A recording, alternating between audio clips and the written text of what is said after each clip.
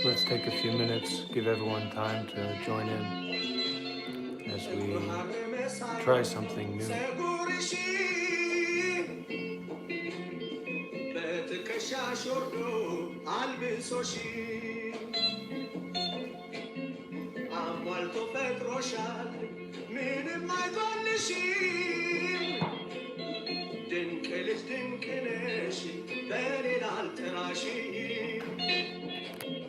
ማን ብዬ ልሰይምሽ ምኑን ትቼ ማን ልበልሽ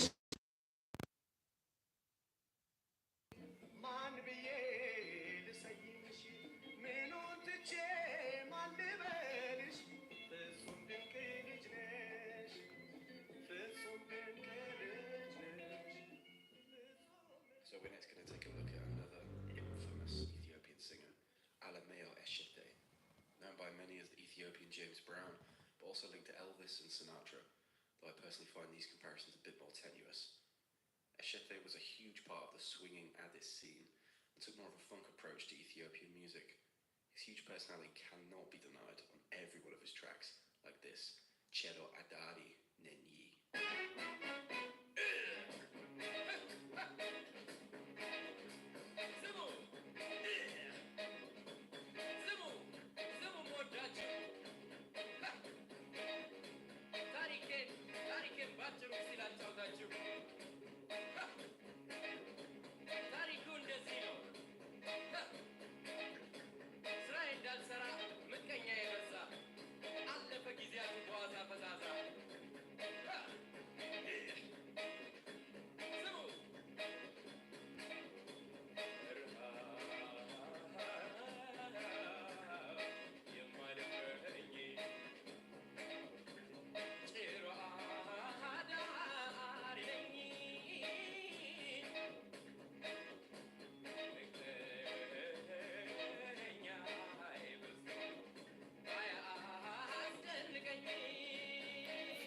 A few moments for everyone to gather in, and then we'll be trying something new.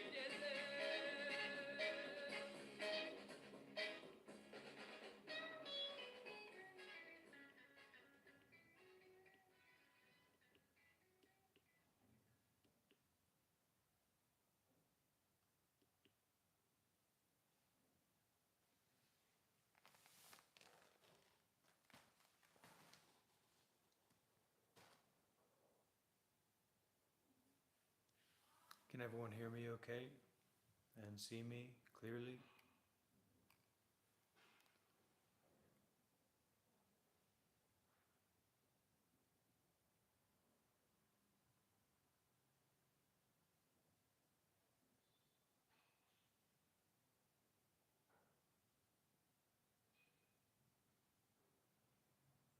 Is the connection stable? Glad to hear it.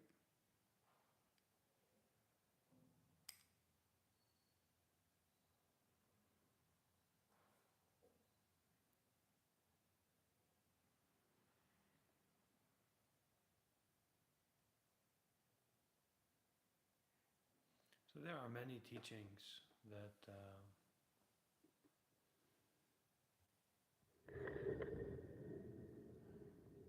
we can have access to in the modern world.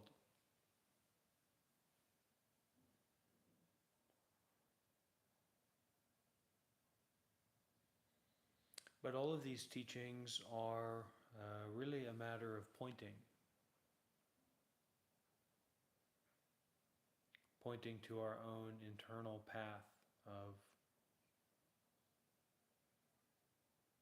solving the puzzle of our desire and our fear, our suffering.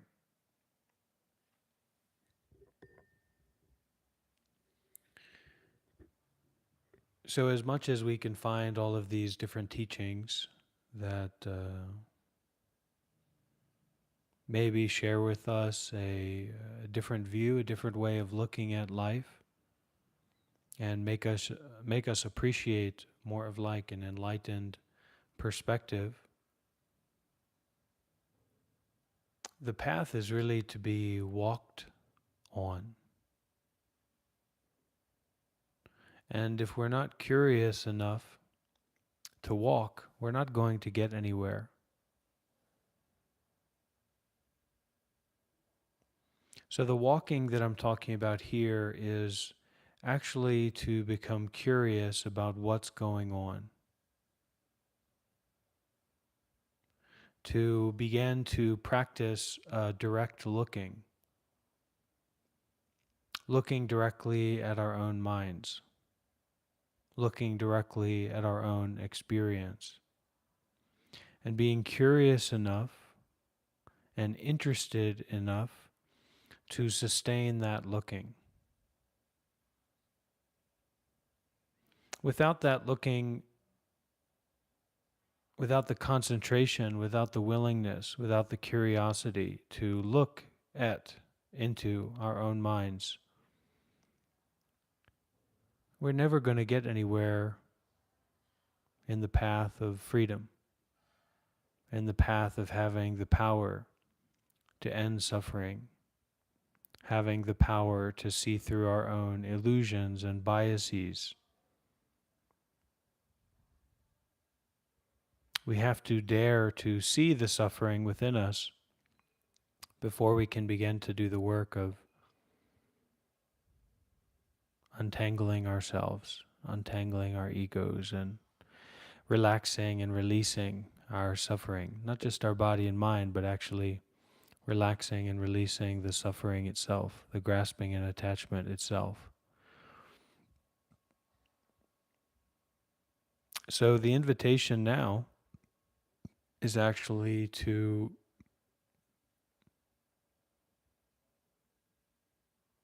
begin looking within.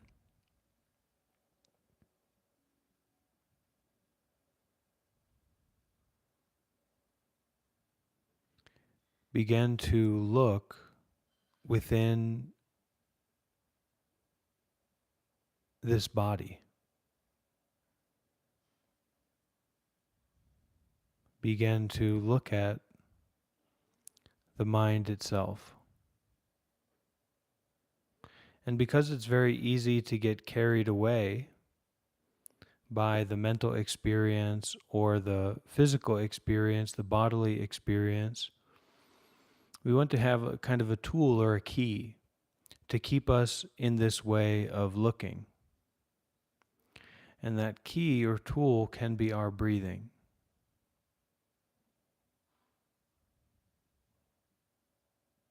So staying with our mindful breathing.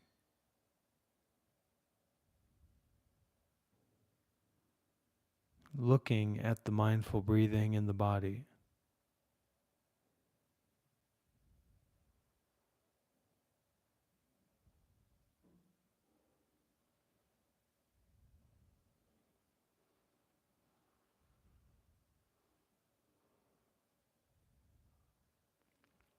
Looking at it without expectation, without trying to get something, without an assumption of what it is.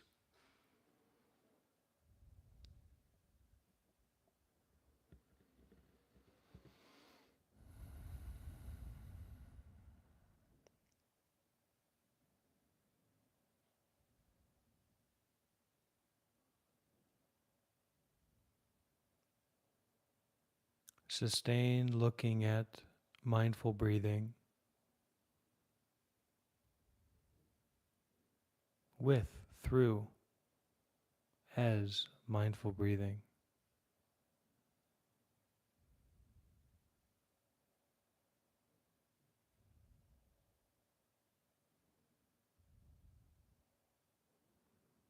Whatever is noticed in the body or the mind, the face, the back, the legs, whatever is noticed, whatever has a connection with tension or stuckness or tangledness, continue looking at the mindful breathing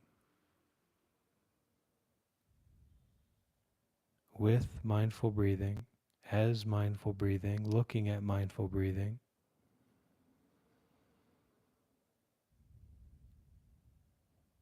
And relaxing and releasing whatever is noticed, mental or physical.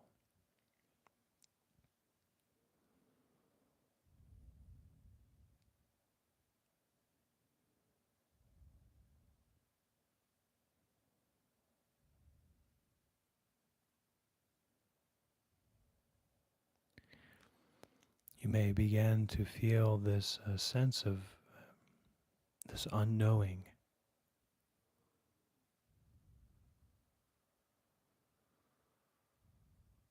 so that there's certain experiences, certain kind of experience that's happening, but there's also this space around the experience.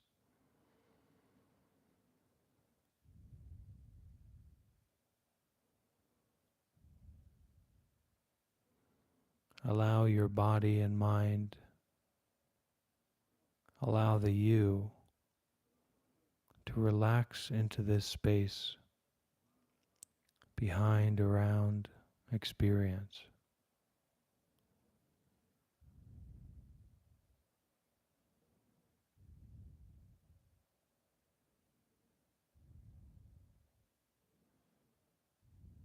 Practicing as with in mindful breathing, relaxing into space.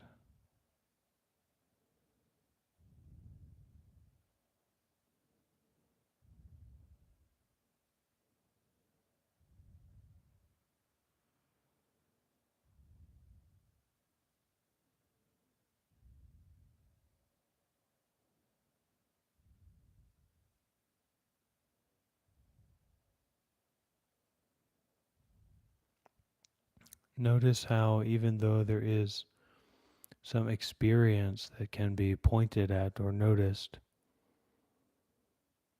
there's also so much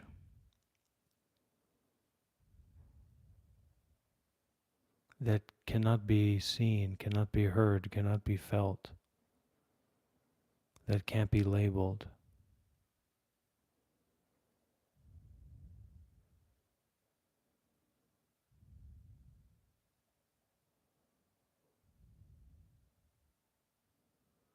With mindful breathing, as mindful breathing, relaxing the whole body and mind into that which cannot be labeled.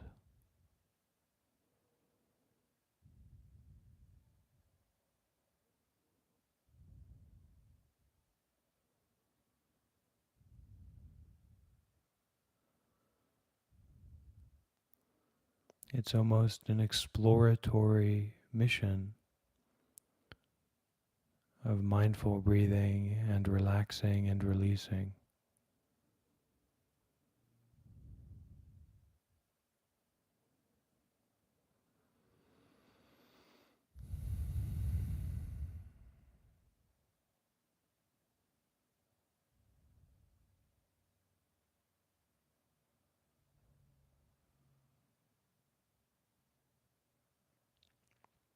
So stay with the openness of nothing in particular, just relaxing and releasing the whole body and mind.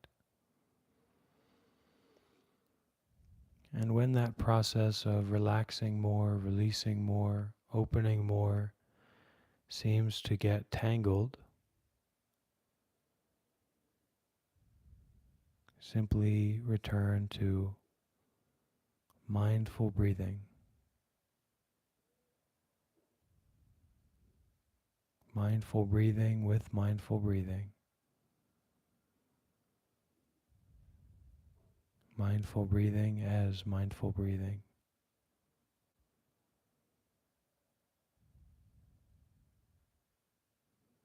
Allow anything, allow everything, anything to be an ingredient to support this releasing and relaxing of mindful breathing.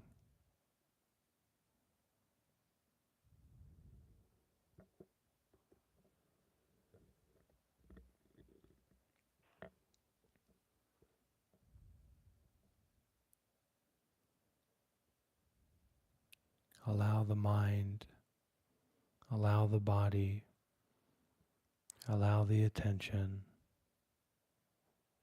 to be breathing.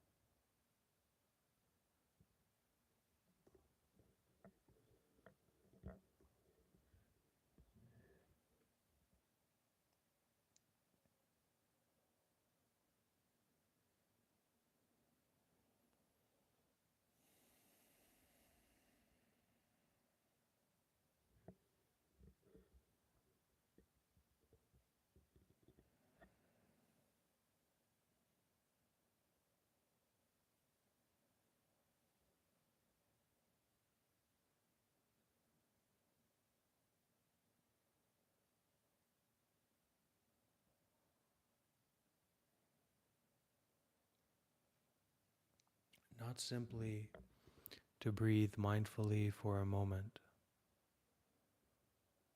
not simply to bring our attention onto breathing once or twice,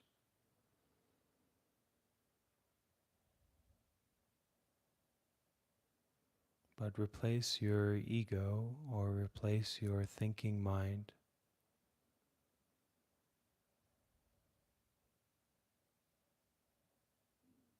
with looking, with investigating,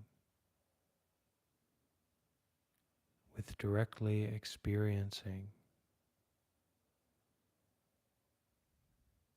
through relax, through release, as mindful breathing, with mindful breathing.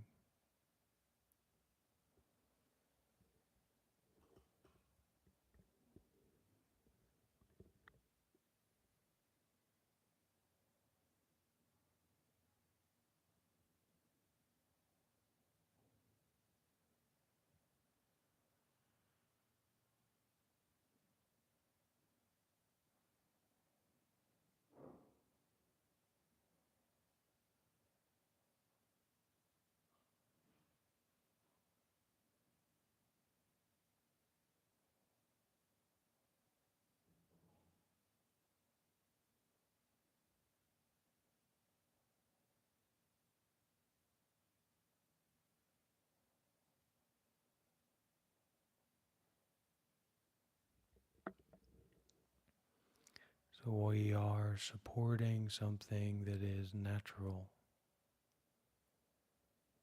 to be curious about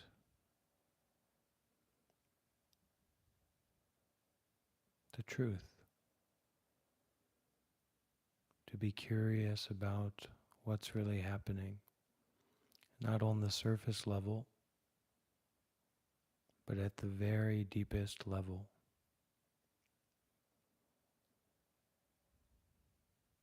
Staying with mindful breathing, not through effort, not through control,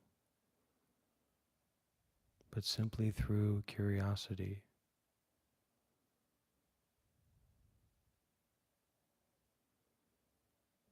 Curiosity without expectation, curiosity without knowing,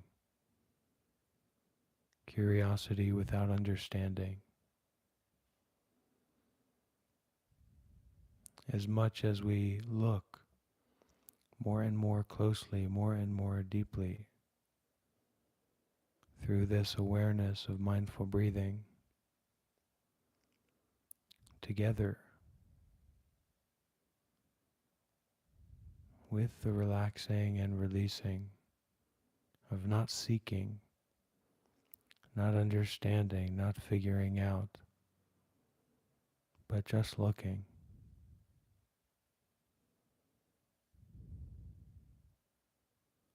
Allowing curiosity to flourish with, through, as mindful breathing.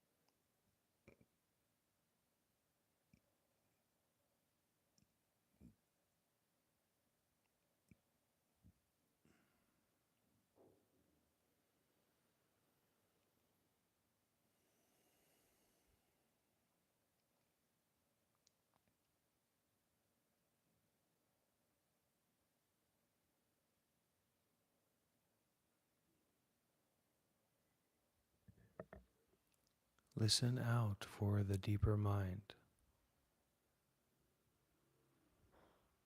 Listen in for the deeper body.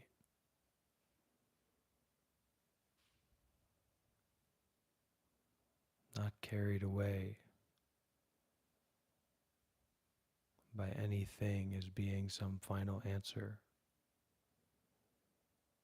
but continuing the process of deep looking through, with, as mindful breathing, taking back our right to explore the space of this direct experience as it is, not as it's described, not as it's thought about, not as it's told to us, but as it is,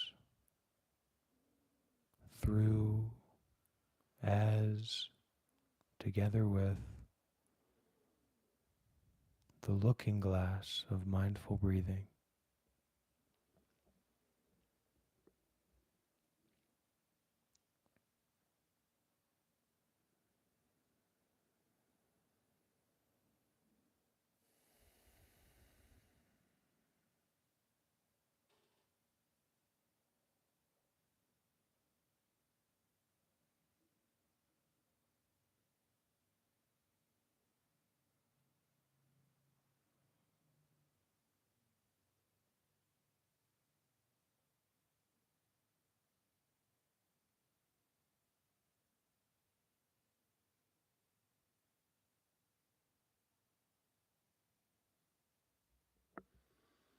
We may bring up a phrase or a question if it helps to help feed and nurture our curiosity, such as, what is this?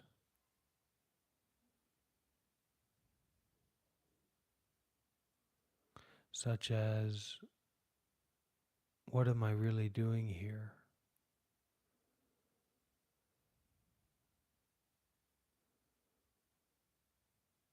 Such as, what is truth? Whilst not allowing any kind of conceptual or intellectual answer. Looking in a way, investigating in a way, close in a way that is deeper than thinking. Directly looking at the body, directly looking at the mind, directly relaxing and releasing into spacious awareness.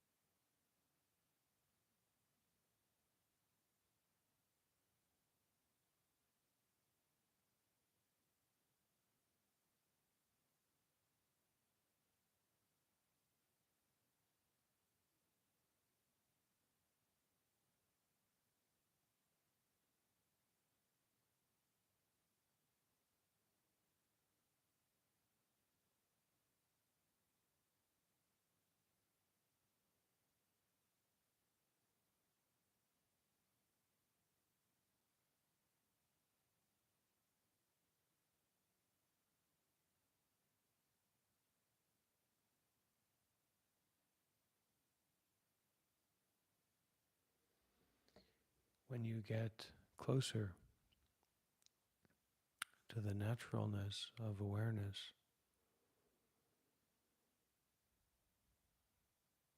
you can allow that looking to drop away.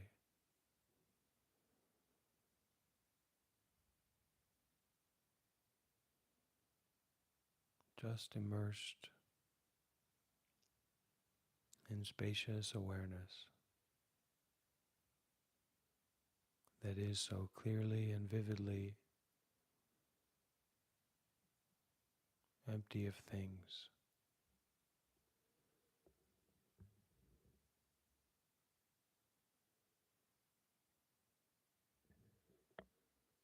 empty of stories,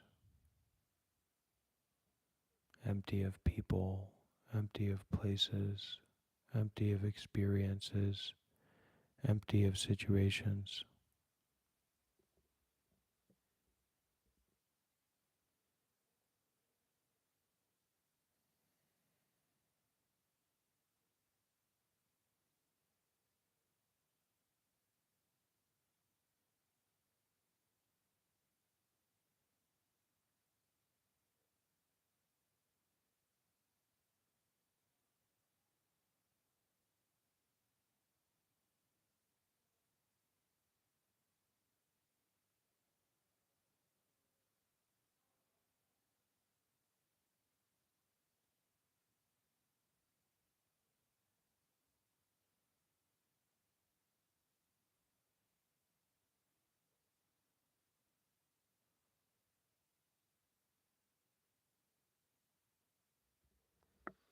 Notice how anything that arises in this awareness or in this experience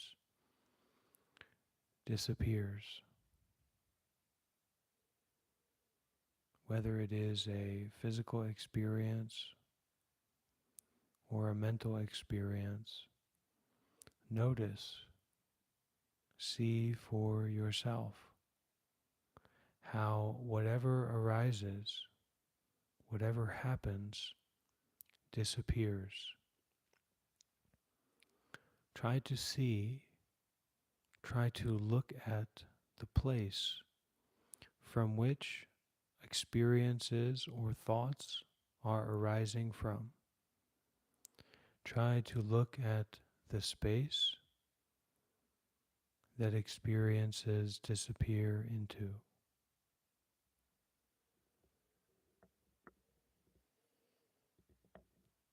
Not so much by trying, simply being more aware, more present to see what is already happening, to see the way that it already is.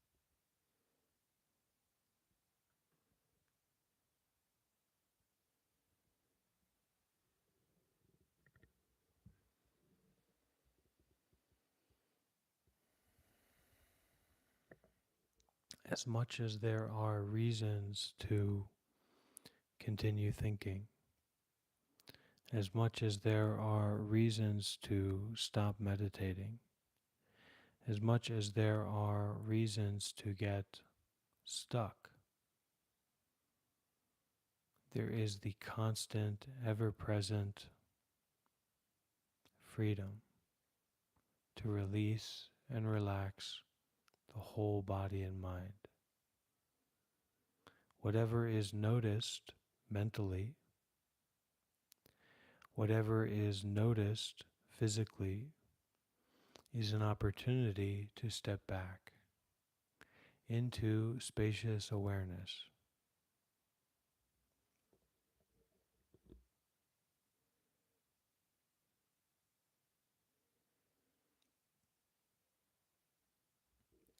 Try to step back, even from stepping back. Try to meditate in such a way that is even beyond meditating. Try in such a way where there is no trying necessary.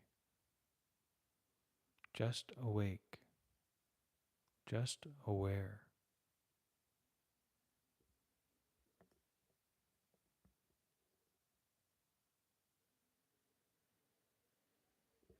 Feel instead of thinking about things, instead of spinning the wheel of experiences again. Feel wholly, totally, fully, completely the experience of the breath right now. You could give up the next meal. You could give up TikTok for a week. You could give up YouTube for a week. You could give up music for a week. But this breath couldn't be given up for even 1 minute. So allow the fullness, allow the wisdom, allow the wholeness of breathing to penetrate your ego. Go beyond the ego through the full and total awareness of breathing, right here and right now. The breath that is totally beyond anything and everything that is thought about. The breath that is even beyond breathing, in its fullness, in its wholeness, in its completeness. It may inspire you, it may encourage you to realize how rare and difficult it is to do this. Not that it's easy, not that it's difficult, not that it's rare.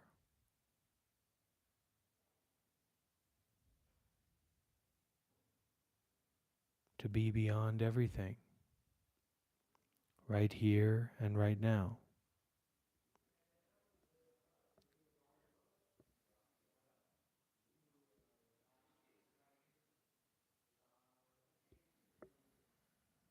Breathe out into space. Breathe in into space. Breathe out into the wholeness of awareness. Breathe out into the wholeness of awareness. Breathe in to the emptiness of the mind that is just aware. Breathe out into the fullness of the mind that is just aware.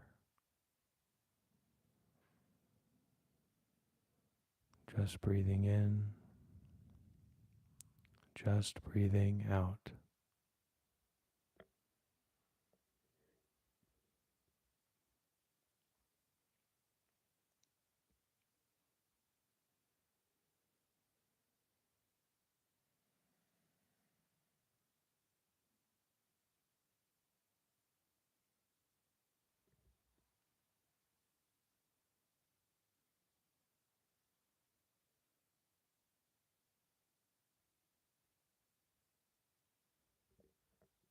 Try your best.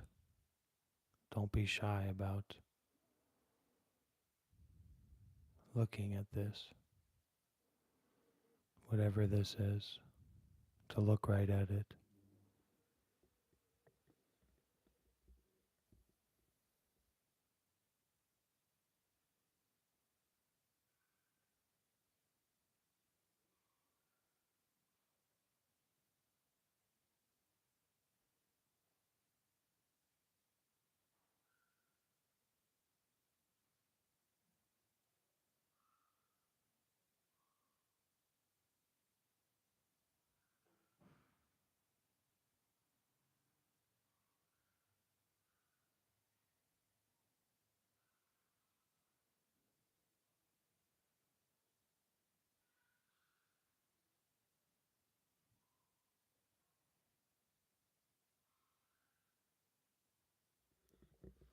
Through the tool of mindful breathing, look at the mind itself. Use the mind to look at the mind itself. Face the mind directly.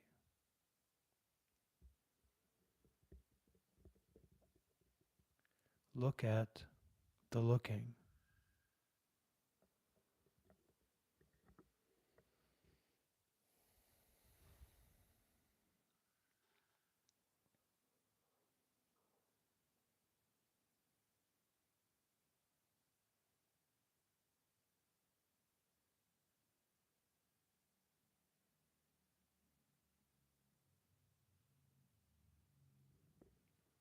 Look at your own ego directly right now.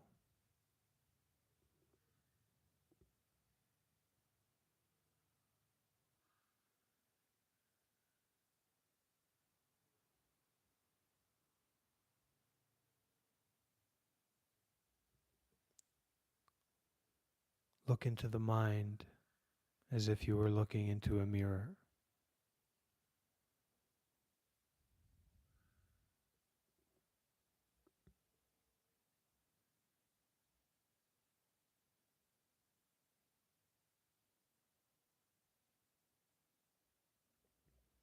Look into the mind as if you were looking into a mirror.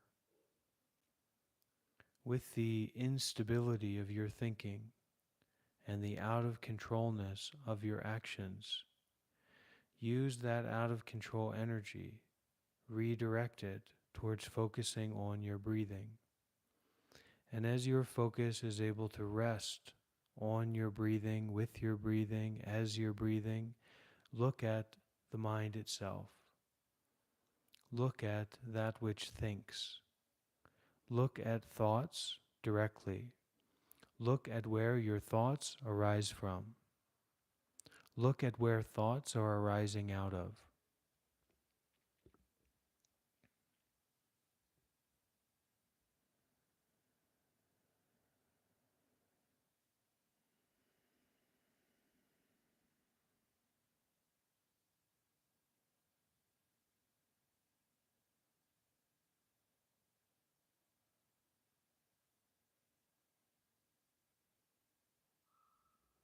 If you still cannot stay focused on breathing enough to where you're still commenting, don't breathe. Stop breathing, Randy Hall. Hold your breath as long as you can.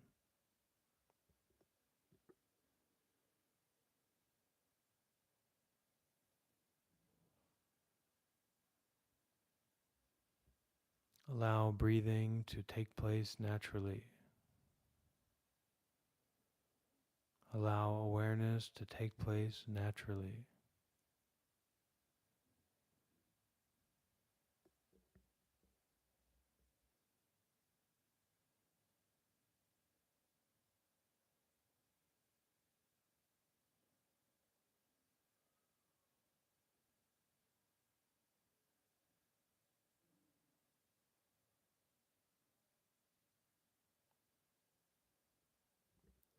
Allow the whole body and mind to simplify and to stabilize in just being aware, in just breathing.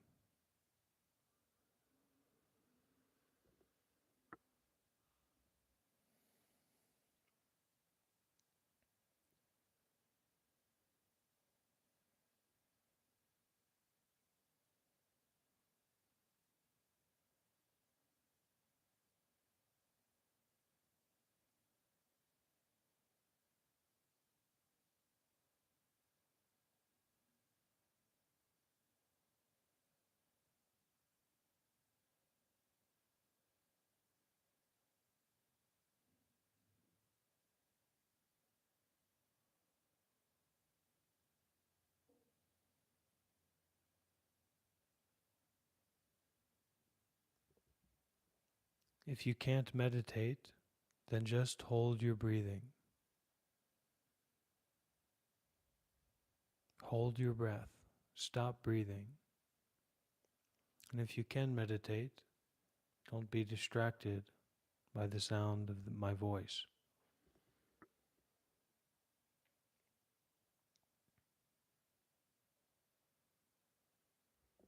Keep returning to allowing breathing to happen.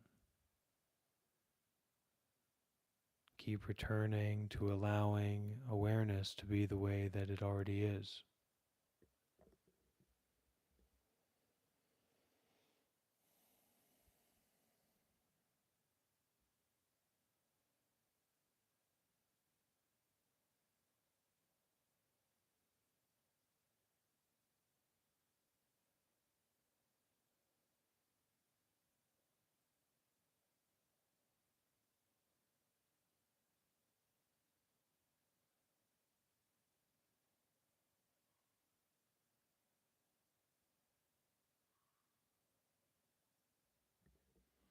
If you feel pain, focus on the pain.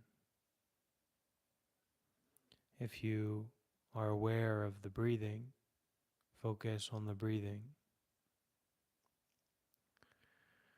If you can't stop thinking, don't breathe.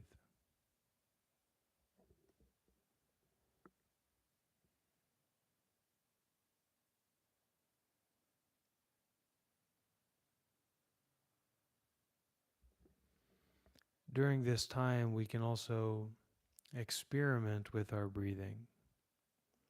We can take a deep breath in and a short breath out, or we can take a short breath in and take a long breath out, or we can breathe in very deeply and hold our breathing, or we can be like Randy and we can just try to not breathe at all.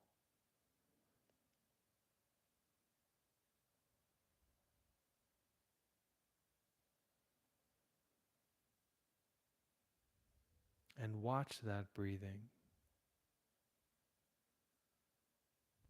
Watch the breathing as if it was not understood.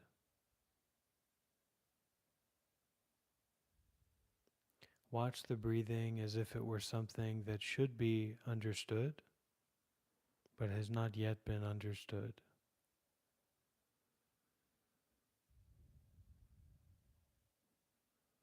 Watch the breathing closely and carefully.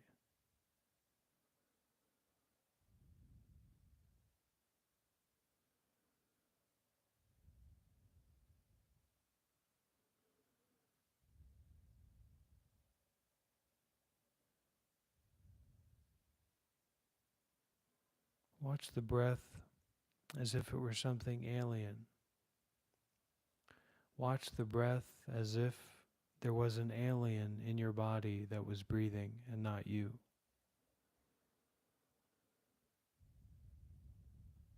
Watch the alien breathing.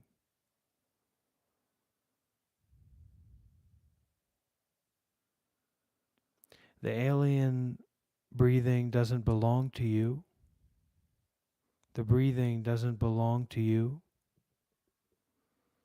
and yet it's happening. So watch it closely.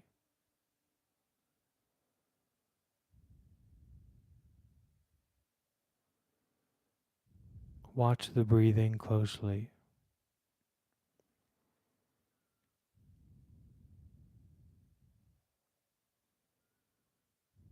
This is an exercise. This is a workout. This is an exploratory mission. What is the alien doing within my body? How did the breathing get here? Where did the breathing come from? Where is the breathing going to?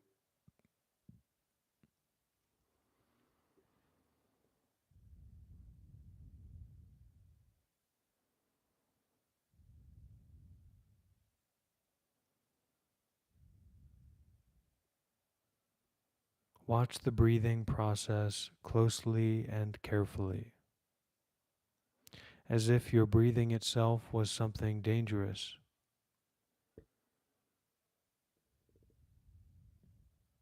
as if your breathing itself was something that is not supposed to be there. Watch the breathing very, very closely, very, very carefully.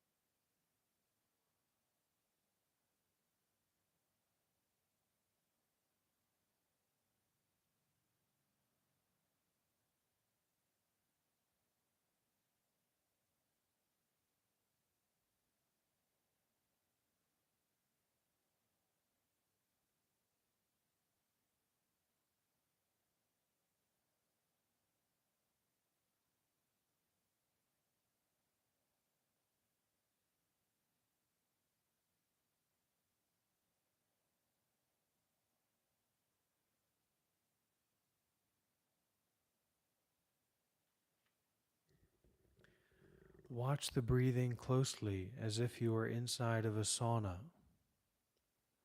Watch the breathing closely as if you were in the middle of an ayahuasca meeting. Watch the breathing closely as if you were trapped and the breath was your only way out. As if you somehow intuitively knew that the only way out is in. Follow your breath closely in such a manner.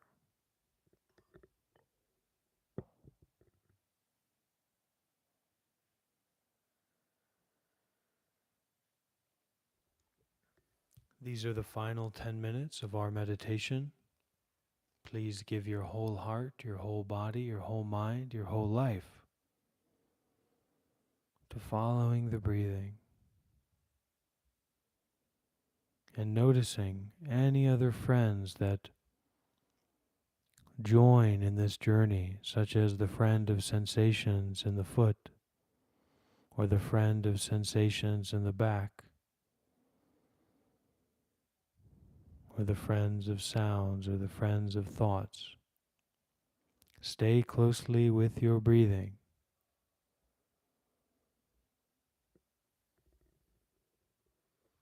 Stay closely with your breathing as if it was a dangerous alien that had to be watched closely.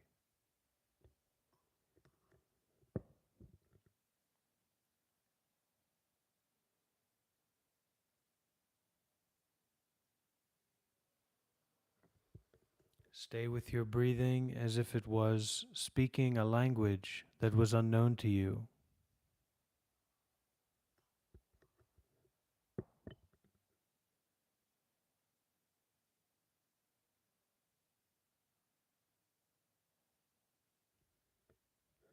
But somehow, if you listened closely enough, could be known, could be understood. Follow the breathing closely in such a way.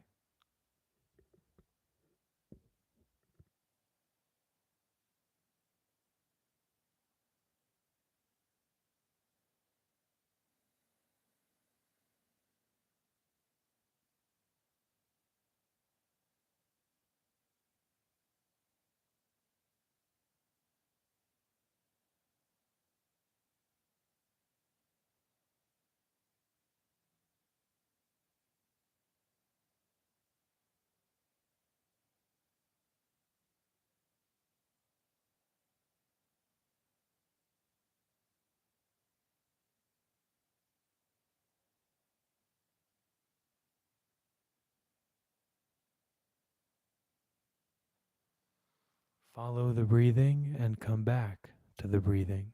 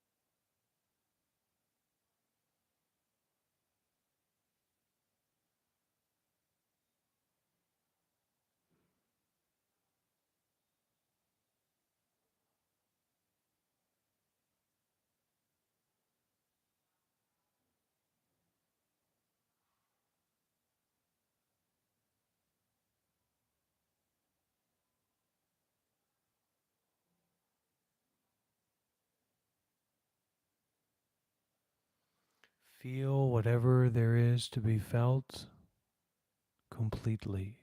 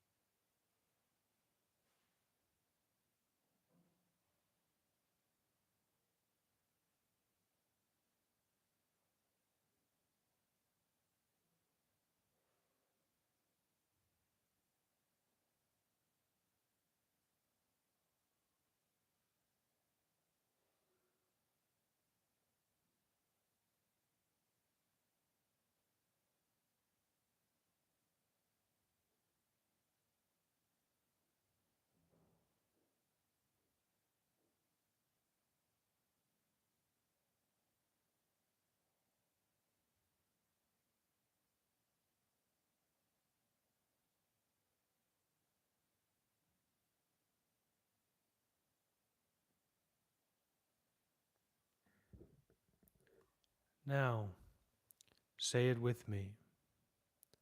I have arrived.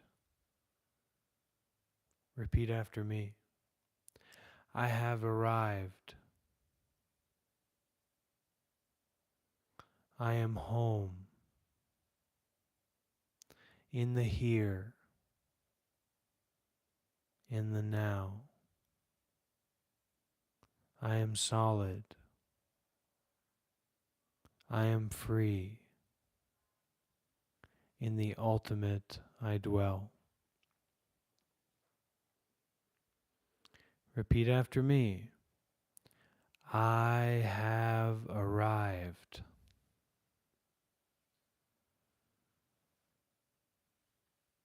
I am home. In the here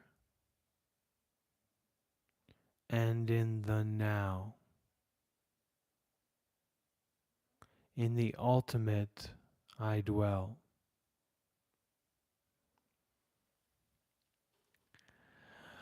I have arrived.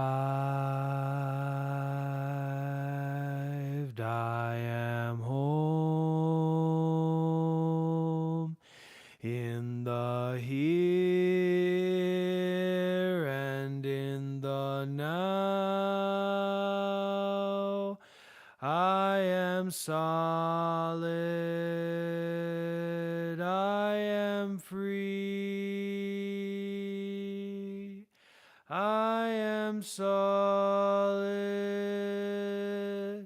I am free. In the ultimate I dwell.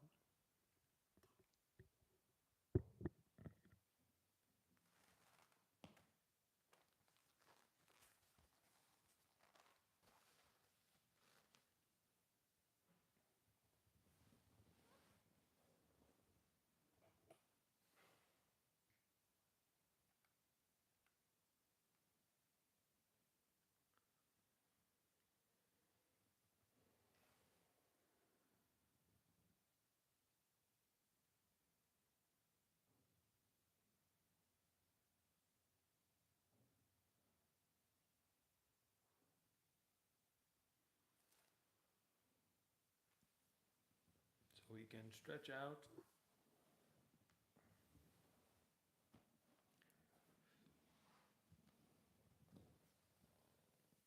if we like to.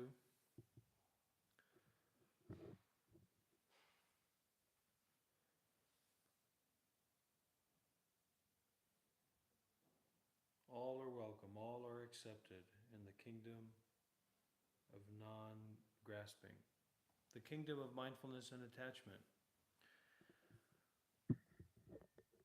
Okay, Tim Yingus.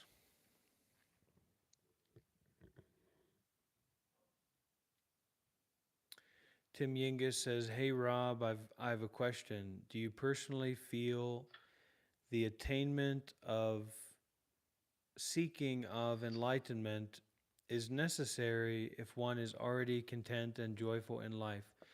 You no, what do you mean? You just do whatever it is that you want to do.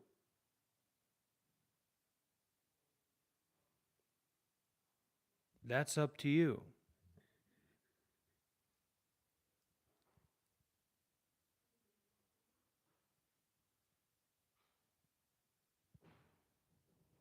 You just do whatever you want to do. That's up to you. Scooby Dooby Doo. What did Sharon Future say? There is a blue one, and there is a red one, and there is a fat one that does not like the skinny one. Different strokes for different folks, and so on and so on, and Scooby Dooby Dooby. Okay, this is conquest. This is the conquest of mindfulness and detachment. All right? There's always changes going on. But this isn't about being a monk or about being enlightened or Scooby Doo's mysteries. This actually isn't about anything.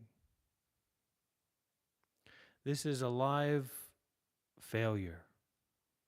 This is a live unfolding. And we talk about, where's the bio? Where's the bio? You're looking at the bio right here and right now. What could be more biographical than the scars on my face, the cracks in my back, the skin on my knees? What could be more biographical than that? I'm going down with the ship. I is going down with the ship of grasping and attachment, or ignorance and attachment.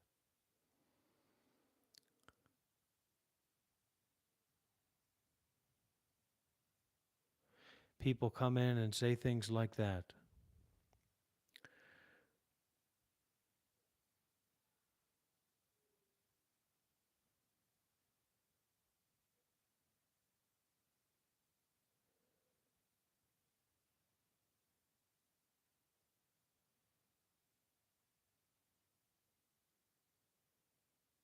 This hat is to help people feel close to the truth.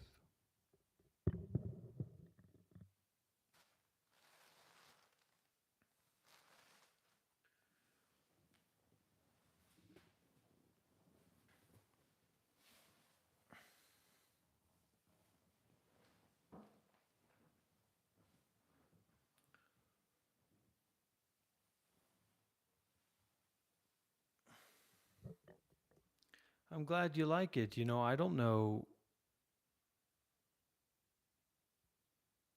how other people are going to feel when they see me or they hear my voice or they follow some kind of meditation instruction that I give. I have no idea how people are going to feel, how they're going to process that. What I can say is that I'm on a journey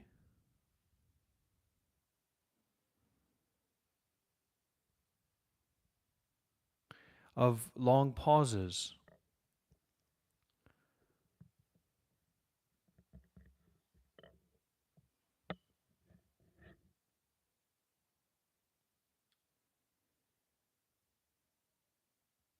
Who knows if we're ever going to get to the tippy top? Who knows if I'll ever get the chance to be the Buddhist Logan Paul. Who knows if I'll ever get that chance or not?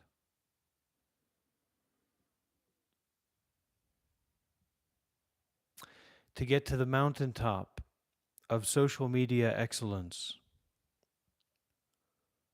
But maybe that's not what this is about.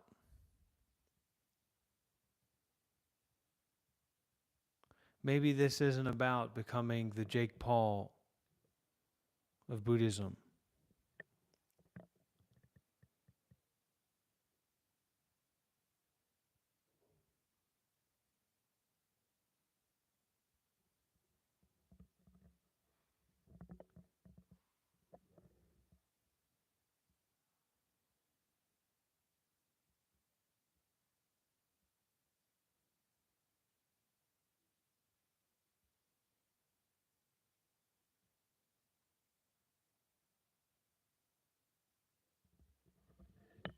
Michael Carroll, you need to, what's a really good resource is monklife.one.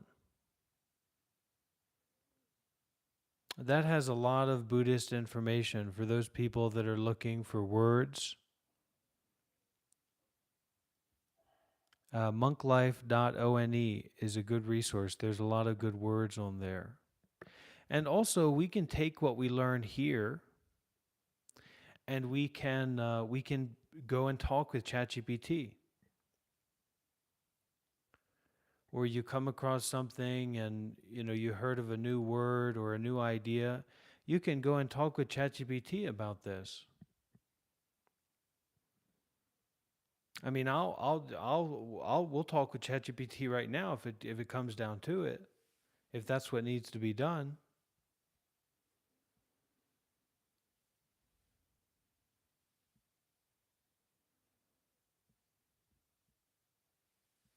We are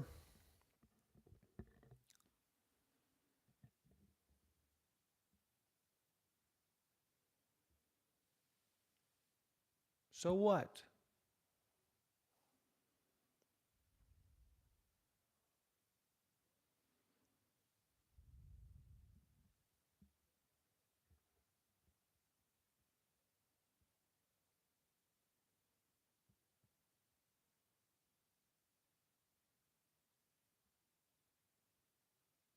To return to spacious, alive awareness, spacious, alive presence.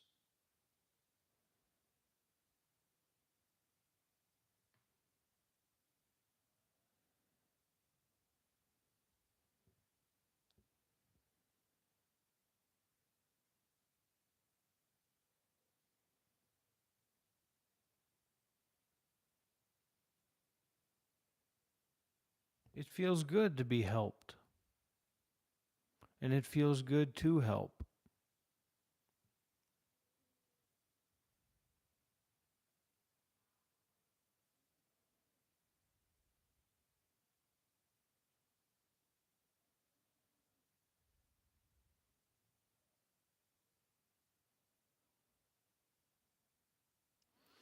You have to begin to forgive the importance that has been given to thinking. You have to unsubscribe from your thinking.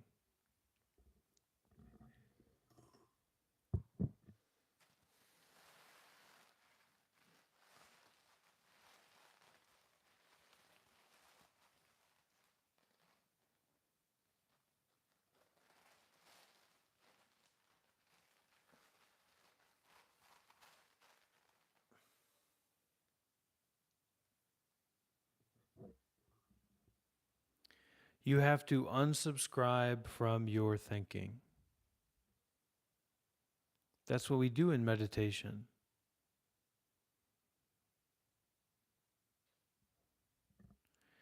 Dream Tooth coming in with the donation. That's really, really appreciated. Donations are very much appreciated here. I'm homeless. I'm jobless, and I'm hopeful.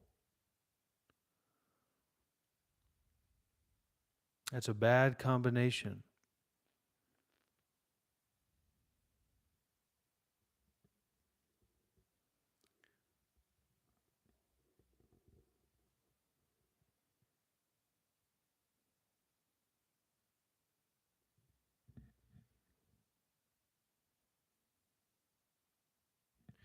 So, Shehan, I've thought about that,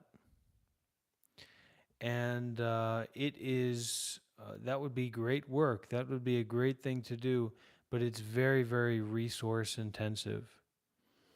And for me to be able to do that at my current level alone would not really be possible. Not wouldn't be sustainable. So we would have to have a large variety of support that currently doesn't exist. Thank you very much, FD3S.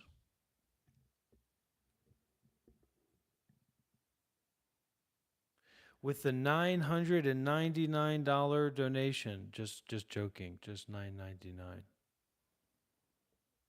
So there's a time for playfulness, and there's a time for seriousness,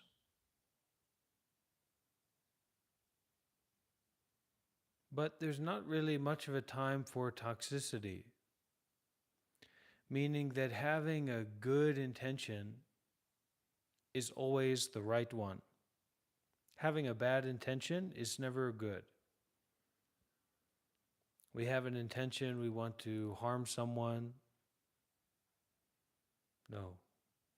No one deserves to be harmed. Everyone deserves to be helped.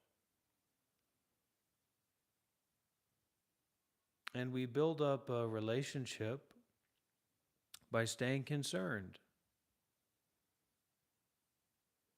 by continuing to show up,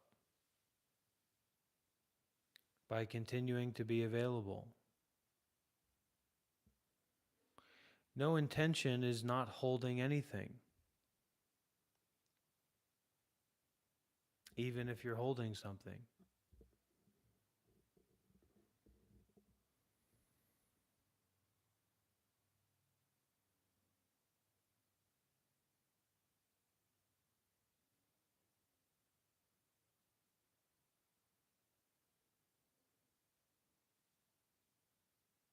How low can you go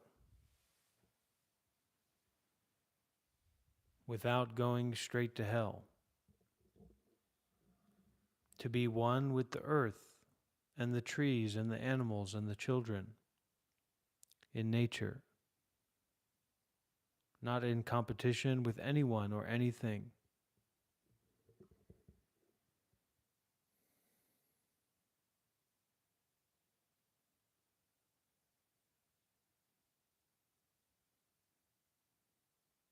You know, people concerned with this hat. This is a new edition. This is a new hat.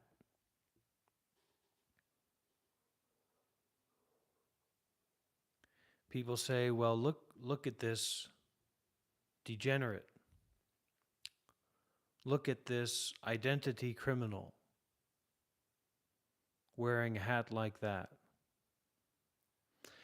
And they say it's convoluted and they say it's contrived.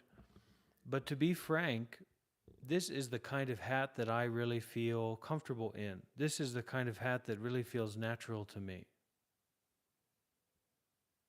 This is like a normal hat for me when I'm in my right way, when my heart is open, when my mind is clear like a blue sky.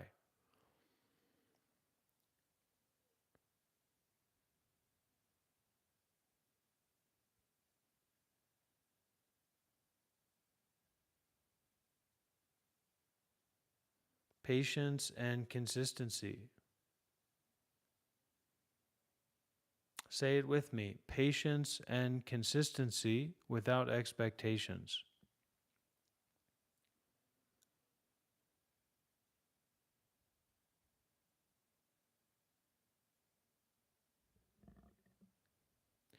Patience and consistency without expectations. Tim Yingis, I'm a big Yingis fan. Mr. Yingis, Monsieur Yingis says, if you've any experience in the realm, what are your thoughts on psychedelics? Do they offer a glimpse, mimicry of the path enlightenment? Are they a useful spiritual tool? It's as useful a spiritual tool as putting your head in the toilet and flushing. It's a wake up call. But how many times do we need a wake up call before we say, wait a minute, the way that I'm currently living my life is full of coping mechanisms because I don't actually feel fulfilled about the way that I'm living my life.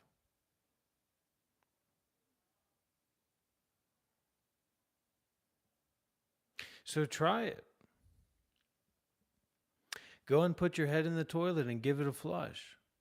But if you know about the art or the way of mindfulness and detachment, then you can put your own head in your own toilet and flush it any time, any moment, any breath.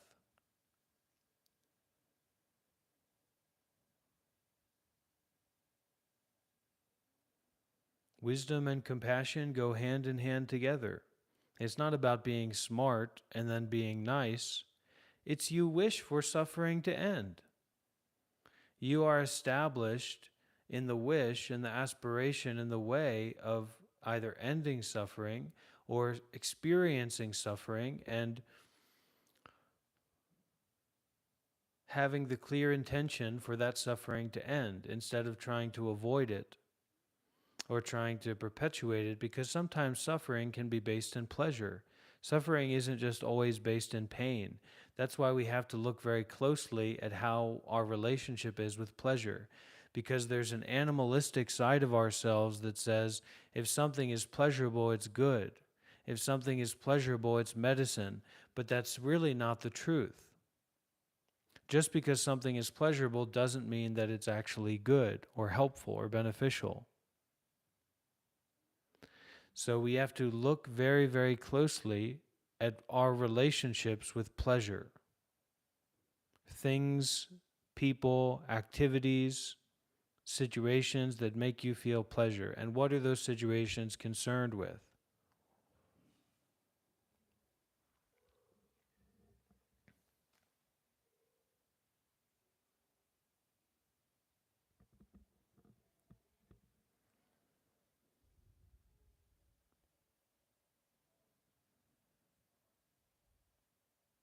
Sometimes it's better to feel our suffering than it is to feel pleasure. How about that?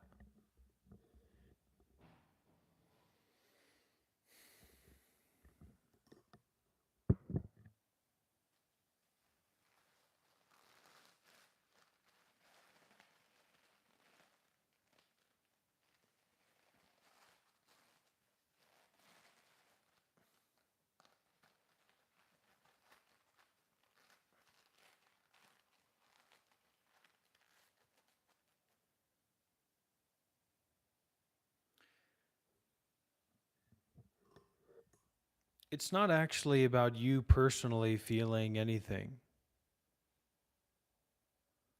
It's beyond you. It's beyond the story of yourself. The person who's hurt and needs to be healed, the person who's feeling good and feeling bad and going through all of these cycles. You have to begin the process of decoupling from the notion of self. Well, you don't have to do that, but that notion of self is always changing. Our self experience is just all these kinds of impermanent things that we're kind of trying to hold on to and grasp onto as our identity. That makes us feel stressed. It makes us feel tired. So what we actually have to do is release our arms, release all of the balls of things.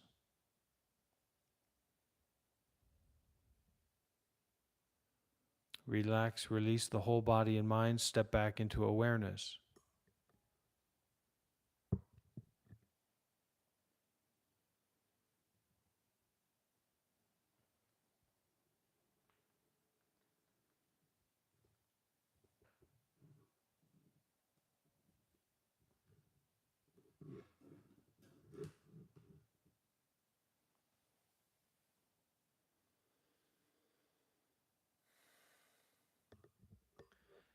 I tell you, in one way, I wish I had a trust fund. I wish I had a trust fund now because then I wouldn't have to worry about money. Maybe I'd be able to start a meditation center or do something like that, right? But in terms of the past, when I was a young man, I don't wish that I had a trust fund.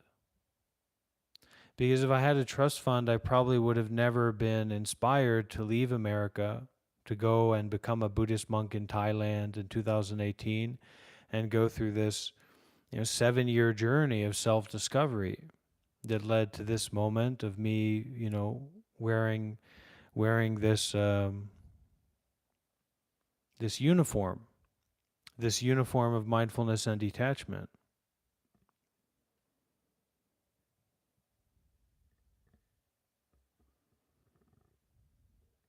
And so we have to look back at our intentions.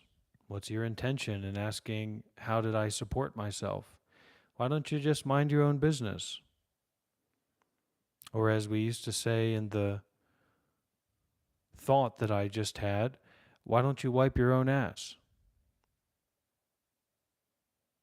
And don't worry about mine with your strange intentions, with your aggression, with your out of control ego.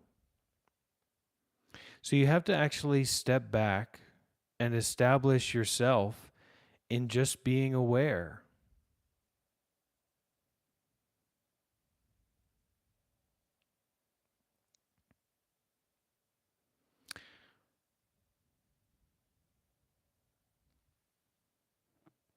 That's your problem. Too much I. I is not allowed here. Look at this. Look at this live stream. Is there not enough I here already? No more I is allowed.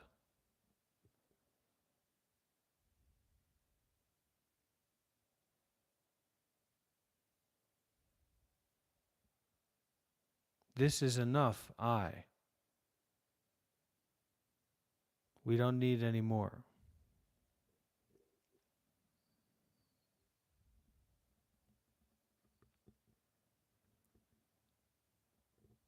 We may have gone past the precipice. We may have taken a wrong turn and fallen off the deep end. Maybe this hat is the final straw or the final nail in Monk Life Meditation's coffin, but probably not. So we give a lot of importance to how much we think about things. And so if you learn how to stop thinking about things, you can probably relax.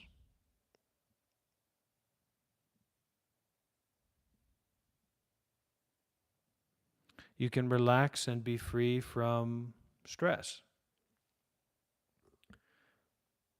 Be free from complicated thinking.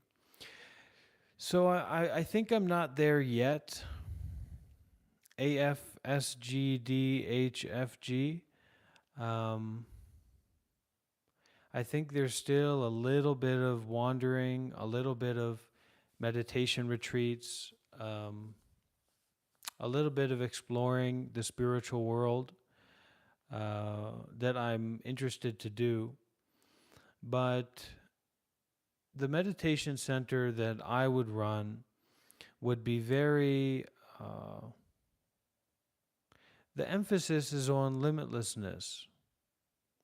Limitlessness to do good deeds, right? And to answer American systems questions, people trust me. And so that leads people to care about how I'm supporting myself and making sure that my needs are met. So people donate and make sure that I have what I need to live my life, to continue. Because for them, I'm an important person in their life. And through their generosity and their practice, they're also an important person in my life.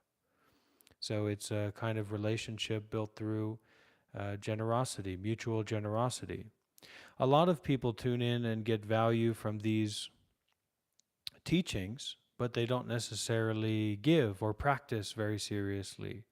So the relationship can be quite limited.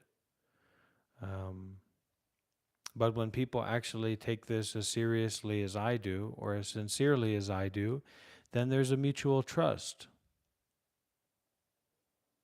There's a connection that is like not exploitable. You can exploit yourself, um, but the relationship is just built on practice.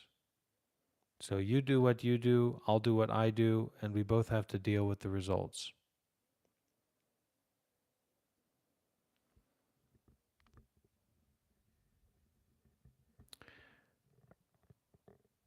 And yes, you can also say living through merit.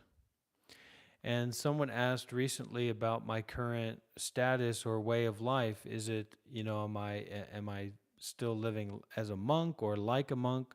I'm not a monk anymore, but I'm living in such a way where I'm not making contracts with the people around me or the people that I encounter, and so I'm doing freely.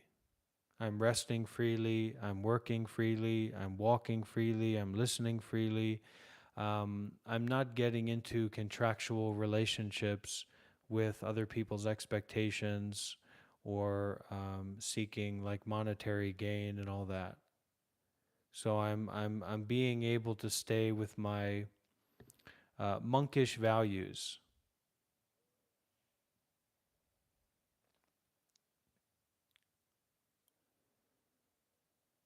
And one of the reasons that I kind of wanted to talk about enlightenment in the last stream we did earlier today was that there's kind of a point where you can't turn back in terms of how your view changes or your perspective changes.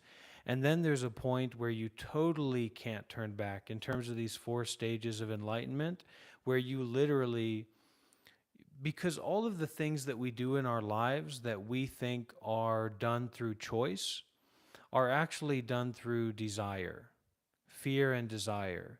So the reason that people keep showing up at their job, the reason that people maintain certain relationships, the reason that people keep paying their bills and have a car and all these different things is because there's underlying desire or underlying fear that pushes them to continuously put their stamp on this contract of expectations. And there's a point of enlightenment where you literally no longer have desire. You no longer have fear. So the body can still feel pain and interesting things can still happen in the mind, but there's no identification with that pain as being you.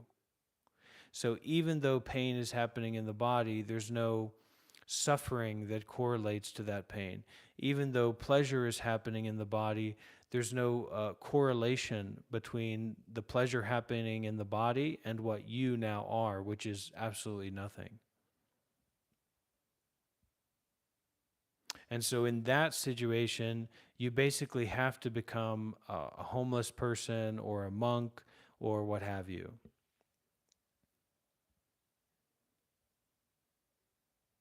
And certainly, I aspire to keep going, but I don't know where that's going to be. My practice now is to do naturally. Keep practicing generosity, keep being concerned with the Dhamma. Don't strive, don't struggle so much, but keep making time every day to open, making time every day to unfold. And for me, that's what this is. You know, this gives me the reminder, this gives me the context to really unfold myself and to share and to give whatever it is that I've built up. Eh, help others, sure.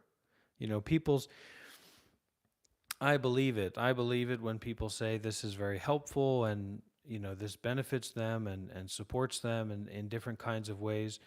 But I've been doing this for a long time. I got pulled into this not too long after I became a monk.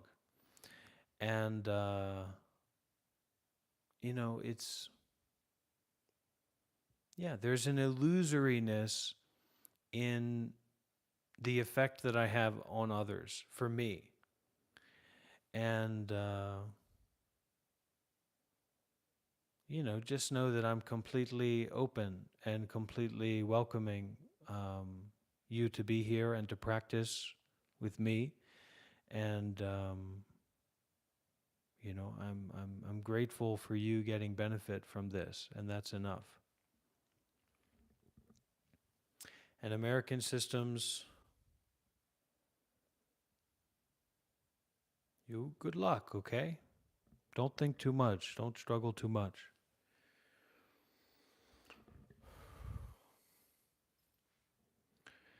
And I said, hey,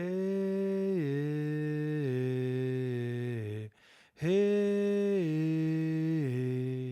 I said, hey, what's going on? And I said, hey, hey. I said, hey, what's going on? And I said, hey, hey. I said, hey, nothing's going on.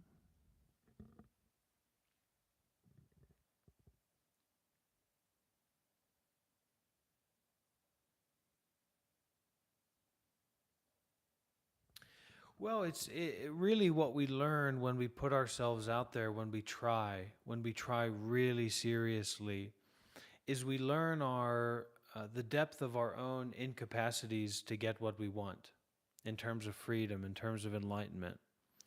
And that allows our ego to be knocked down a notch. And so the more that your ego is knocked down a notch, the more that you can be open to opportunities, to chances that are outside the purview of your ego's decision making or judgment values, right? That relate to your personal experience. Because your personal experience is very, very limited. But your capacity to be humble and to be open is basically unlimited. So, I really put myself out there. Really, it's funny because the time that led me to becoming a monk was in 2018 when I quit my job and I started living out of my car, and I was basically homeless and helpless and just meditating all the time and taking in the energies of all these different people and chanting and meditating all this stuff. And that kind of pummeled me down into this situation where I was like, okay, I'm going to go to Thailand and ordain. Yeah, have you, Mad? Send me a link. I want to watch that.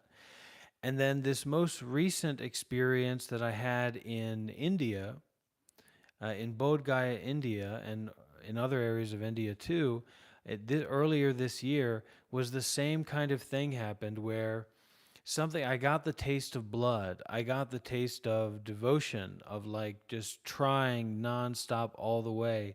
And that led me to this place of surrender again. And I did, and I see, and I know, and I can feel that the biggest part of my identity is being a monk. But I'm not a monk. I'm not anybody. And for me, that's my real monk life meditation.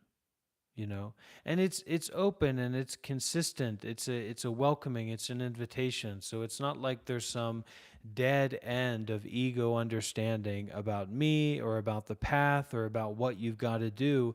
It's a constant unfolding, right? It's a constant unraveling of this ignorance and attachment that we call I, that we call self, that we call the real true person and a real true story.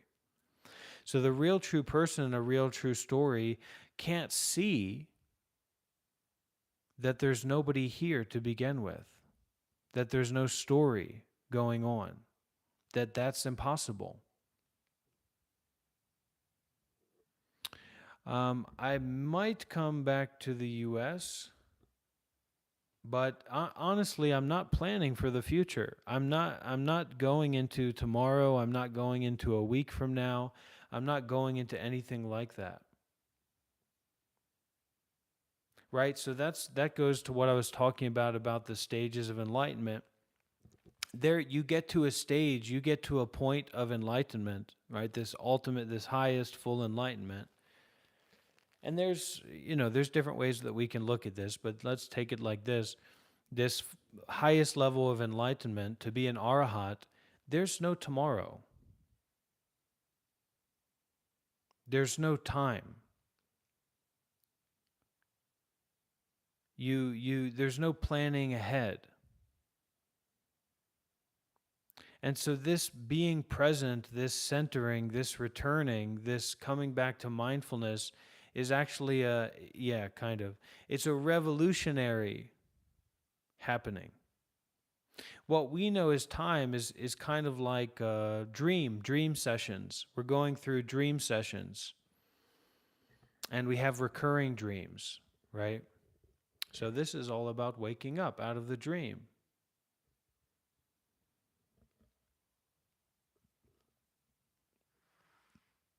Who's to say what it is? Because illusion is also just an illusion. Honey tastes sweet. We'll tell that to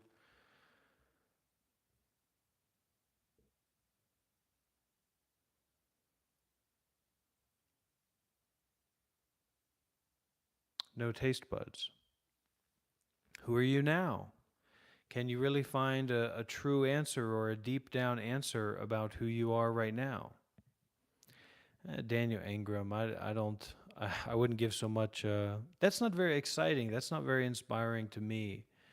I don't know what Daniel Ingram is doing, but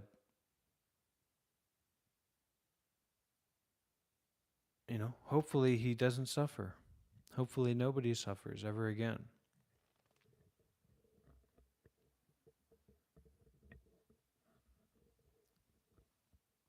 Because there's very different people grow up in different ways.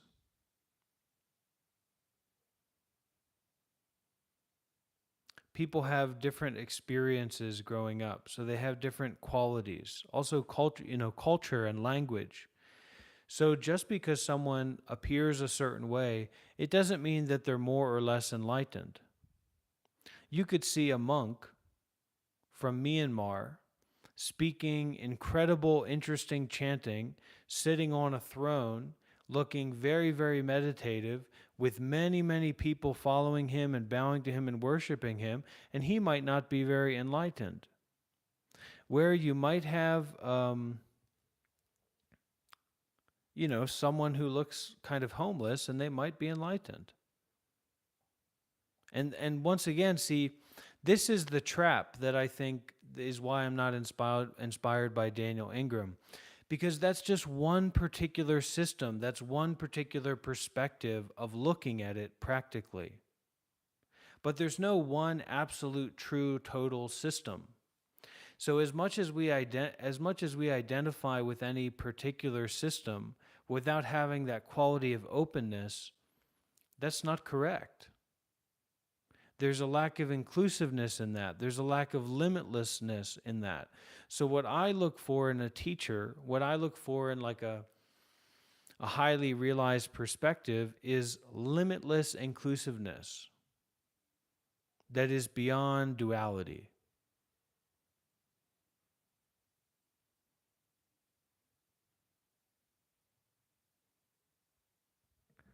Let's meditate.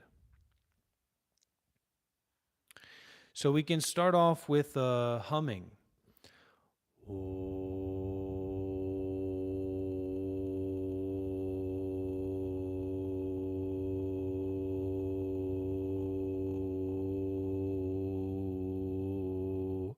Together with me.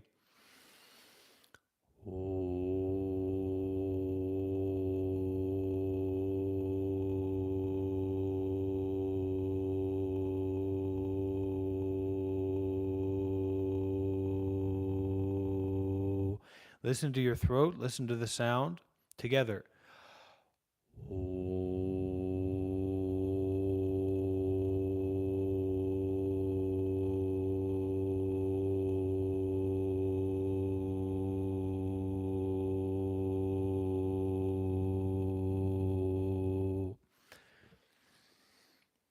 Replace the consistent thinking Replace the nonstop thinking with the expression of the sound together with me.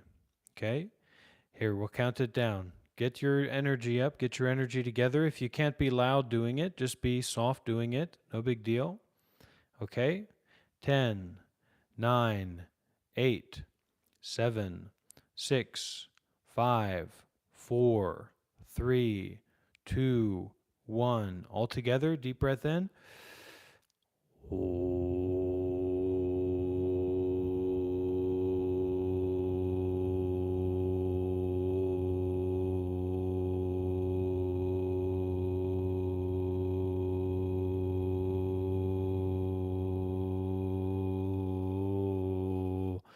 Again, deep breath in.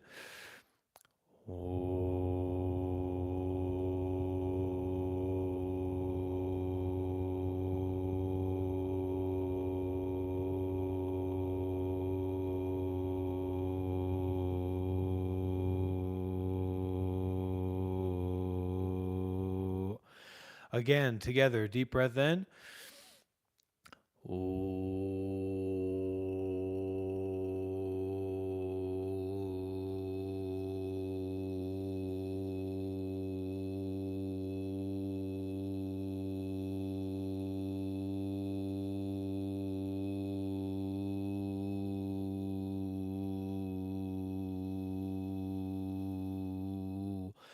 Again, together, deep breath in.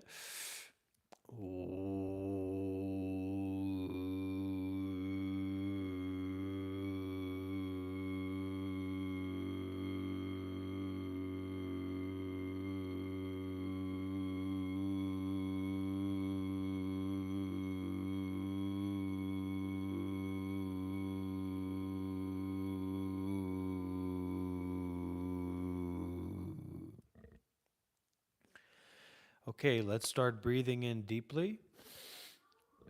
Breathe in through the nose deeply and then breathe out through the mouth deeply. You can watch me do it a few times and then you can start to join in.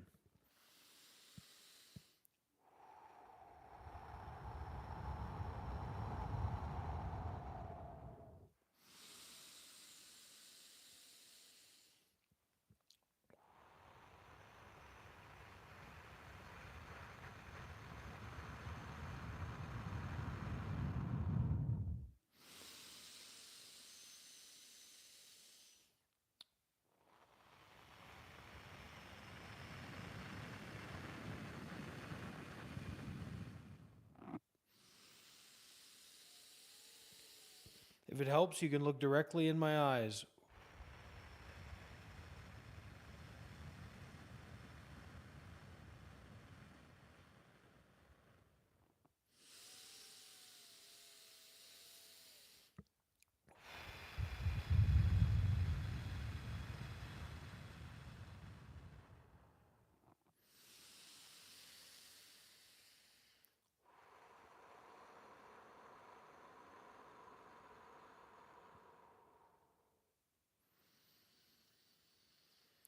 Okay, start to relax the breathing.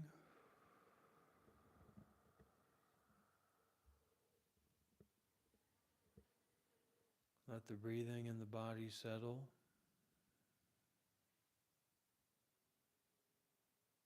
Let the breathing go back to normal.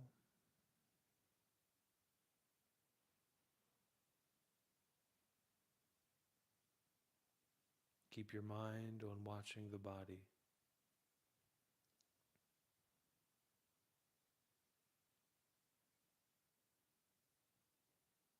We are so easy to think about things and get into conversations, get into these realms of existence,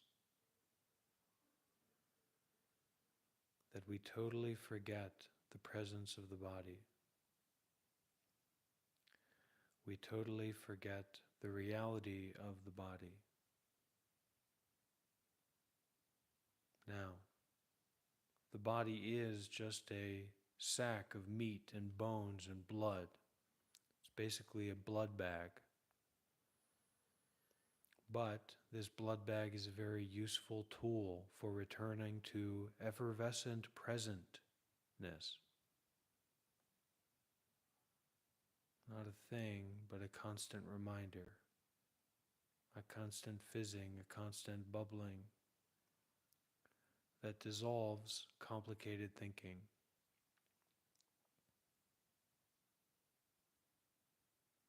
Allow the mind to settle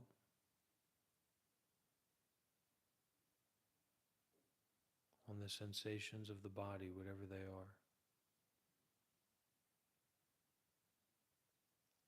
Notice if the sensation is pleasant or unpleasant or neutral. Right now, I'm experiencing pain.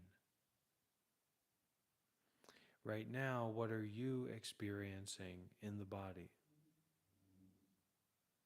You may also be experiencing a kind of ping pong table mind. Beep, boop, beep, boop, boop, bouncing back and forth up in your head. So instead of allowing that to overflow into awareness of the body,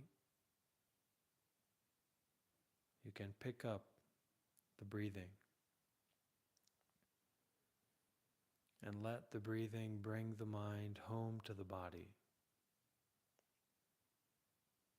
home to that awareness of whatever is there in the body. Can be tension, can be pleasantness, can be neutralness, can be unpleasantness, can be pain. Breathe and aware of sensations instead of carried away by ego thinking, story thinking. Just like daydreaming, walking along in ancient Japan, stepping on the metal shoe of a great samurai. Dishonor means death. Ha! Break out, cut through, see through the transparency of the thoughts, of the stories, of the nonsense. Please repeat after me. Breathing in, I am aware of the whole body and mind.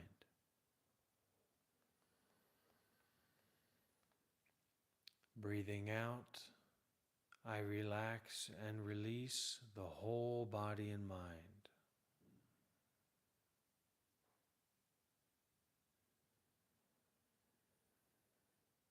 Breathing in, spontaneously, immediately, regardlessly aware of the whole body and mind as it is.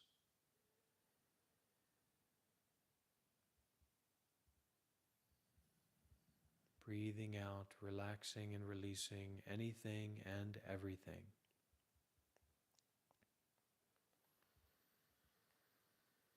Breathing in, aware. Breathing out, relax.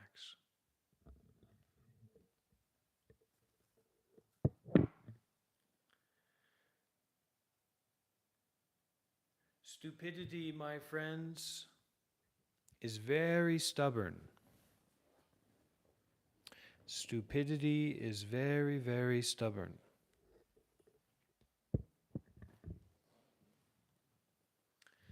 We have to be just as stubborn as our stupidity.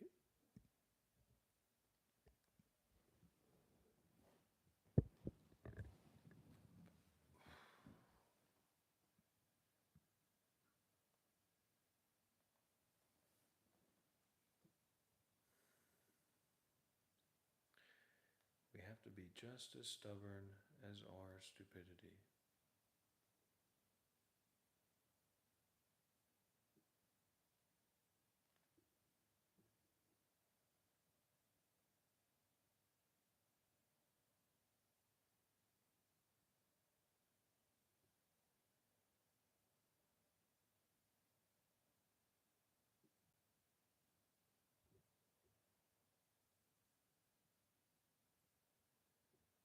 And listen,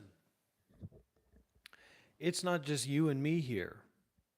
This world is full of 100, 1,000, 100,000, 1,000,000, 10,000,000 or more people.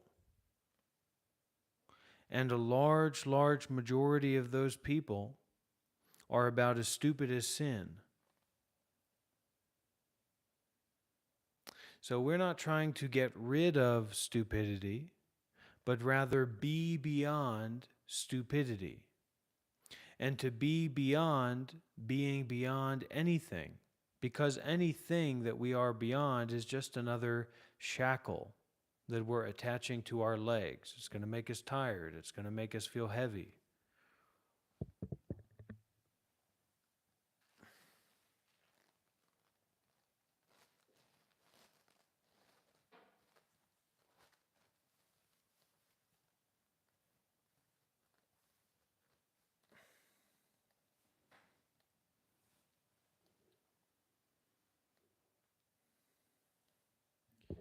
The importance of these teachings, the importance of this practice cannot be overstated.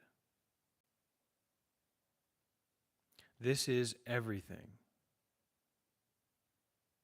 This is the way to end suffering.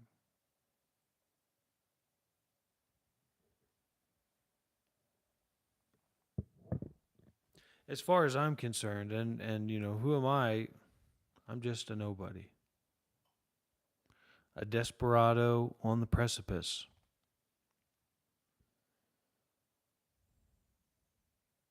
Don't let anybody tell you different, because you heard it straight from the source.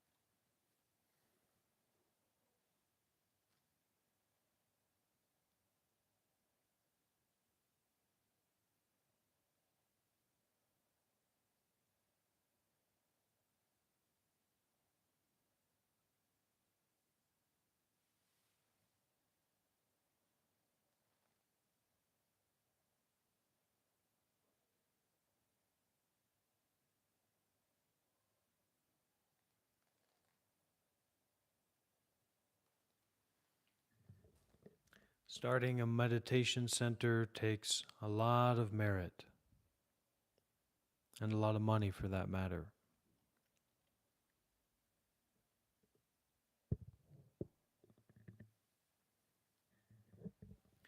In due time, what we are owed will be given to us.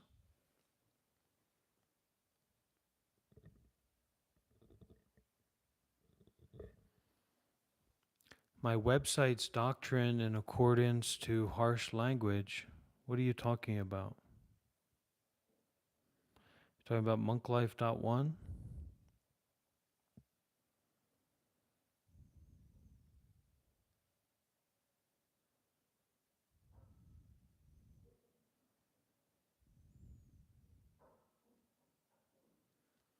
Be specific. Be as specific as you possibly can be.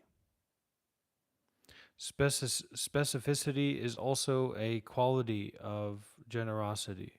Generosity is something very specific, has very deep roots.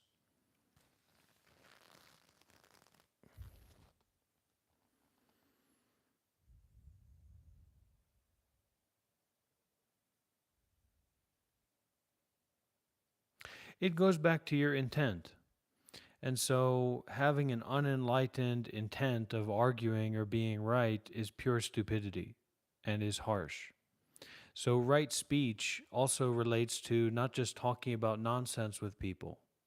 When you go along in the street or at the school, at your job, and you're talking with people about sports and you're talking with people about movies and TV shows and this kind of thing, you're poisoning yourself.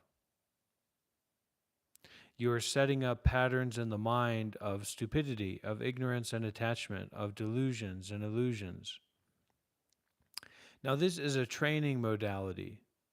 So you don't need to get it tattooed on your irises, don't talk about anything other than Buddhism.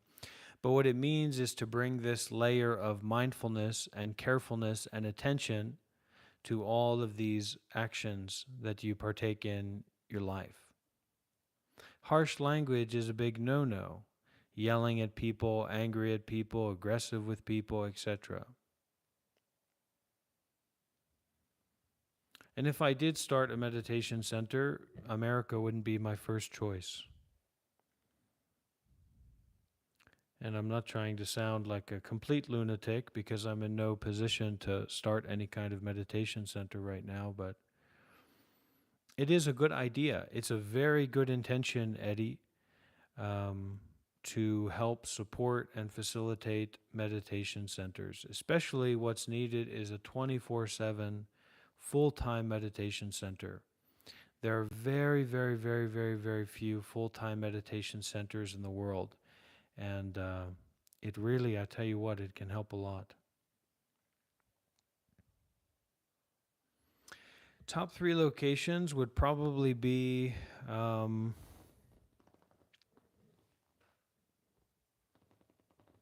well, see, now we're getting into idle chatter because it's pretty ridiculous. But Vietnam is probably realistic. To start a meditation center in Vietnam, that's possible. Also, meditation center in Italy is very possible. And, you know, those would be the two most possible and realistic kind of directions. And don't worry about anyone else being lost. That's you being lost. You've got to reach your hand into the lost and found of this moment, of yourself, and pull out nothing that has ever been lost or has ever been found. Because we're getting closer and closer to practicality. So the adjustment towards the absolute is what allows practicality to be grounded in skillfulness. Because the absolute is the total. It's like the power of you being able to die right now. The power of you and everyone here being able to die right now is totally limitless. There's no limit to it at all. But the power of you or anyone here to live from this moment to the next is extremely limited. So once we start to use the power more and more of the limitless impermanence, we are more and more adjusted to being practical in bigger and bigger ways. Because when you find out and when you see out how, and this can kind of sound harsh when I say stupid as well, I'm on this journey too. When you go and see how different aspects of government work, or how like big corporations or wealthy families or wealthy enterprises operate and the people who lead them, you find out very quickly that there's nothing special going on. There's not a special kind of intelligence that these people have. And then if you have a discerning eye, you can say, wow, there's so much here that's being done unnecessarily, that's wasteful, that harms the environment, etc., just for a few extra bucks. So we want to be completely beyond that few extra bucks mentality. Otherwise, we're waiting for a rock to get into our shoe that leads us to cut off our whole foot. and then walk around the community bleeding everywhere, and everything just becomes a disaster and a nightmare. So it's like it's so unnecessary to have interpersonal conflict. It's so unnecessary to get into an argument about things. It's so unnecessary to try and control everything. And so we need to learn that unnecessariness, or remember that unnecessariness of a lot of the things that we could do and can do but are not particularly beneficial. And they will happen anyway because it's a space that's inclusive to a lot of people. So as you can recognize that it's unnecessary for you to do that and not do that, you create space for the necessariness of someone else and their karma to express in that way. Whereas if you can't detach or to let go of what you're able to detach and let go of, then now the space is so full of your crap that someone else's crap can't fit.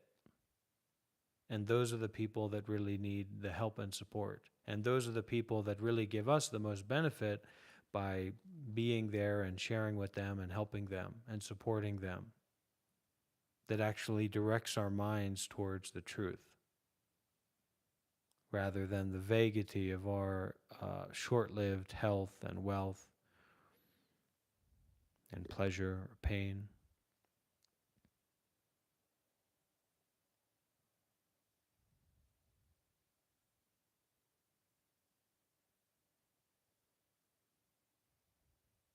Shock, don't get me started.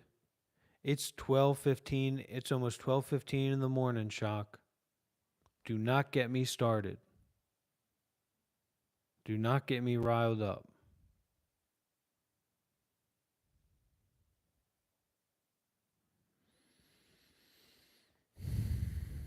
We have to be open enough and, in some sense, empty enough to receive and transform the good and the bad and the neutral, the hot and the cold, etc. That's the responsibility. It's not how us thinking about it, it's to transform that habit clinging of thinking about it.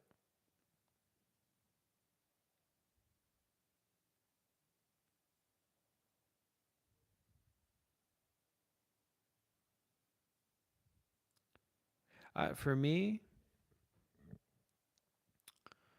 I I stay connected with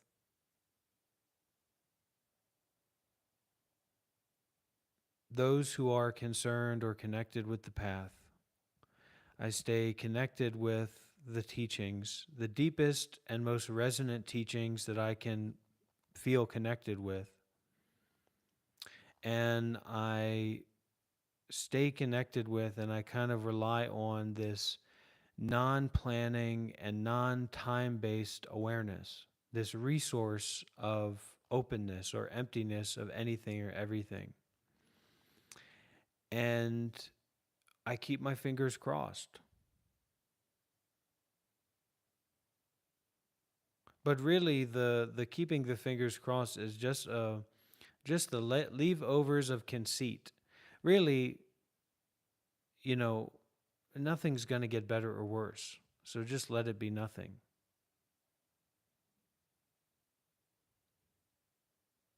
And through that, slowly but surely, hopefully, that conceit or that I amness will go away, or will return to the uncreate itself. You're my new disciple, Shak. Mahasi noting, I think it's good. I mean, the meditation retreats are really rituals, and they're rituals of cultivating blessings. Um,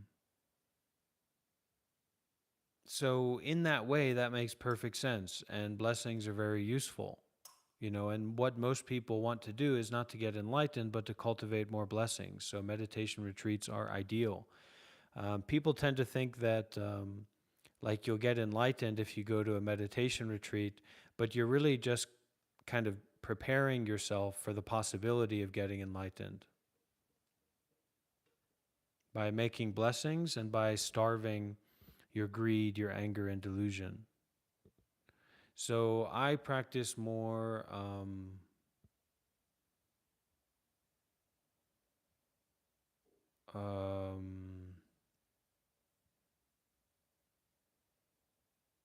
breathing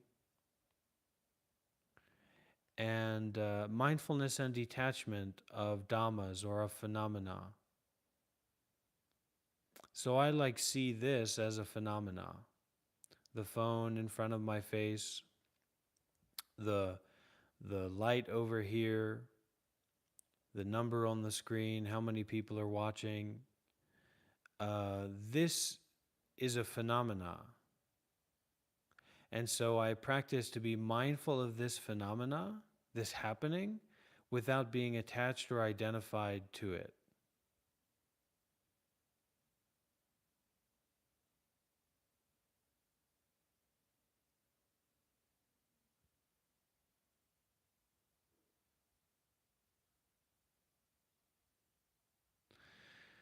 Whatsoever ye do to others, ye is doing to oneself.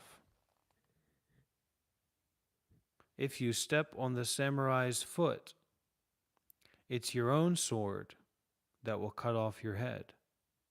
So don't step on anyone's foot. Be kind, be gentle, and be generous. There's no reason to be mean, and every reason to take care.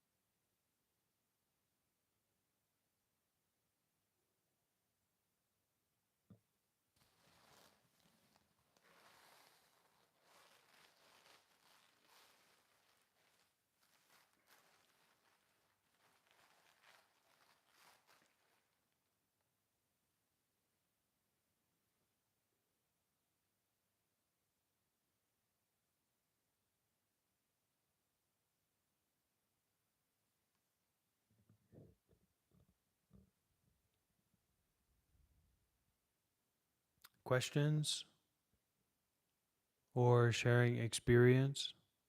It's a very good sign, Eddie.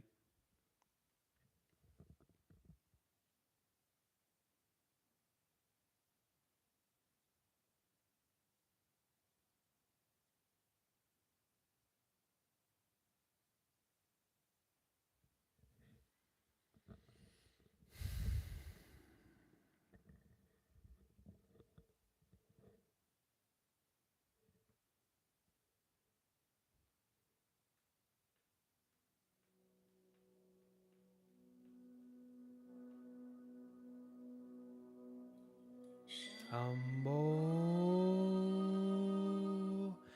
Shambho, Shambho, Shambho, Shambho, Shambho, Shambho, Shambho,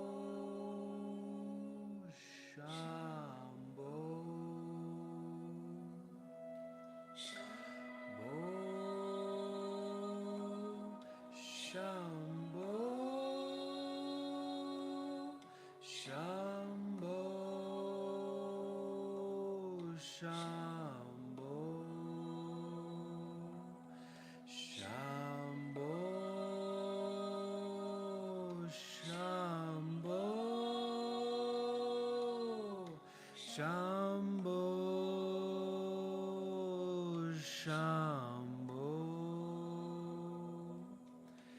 Shambho,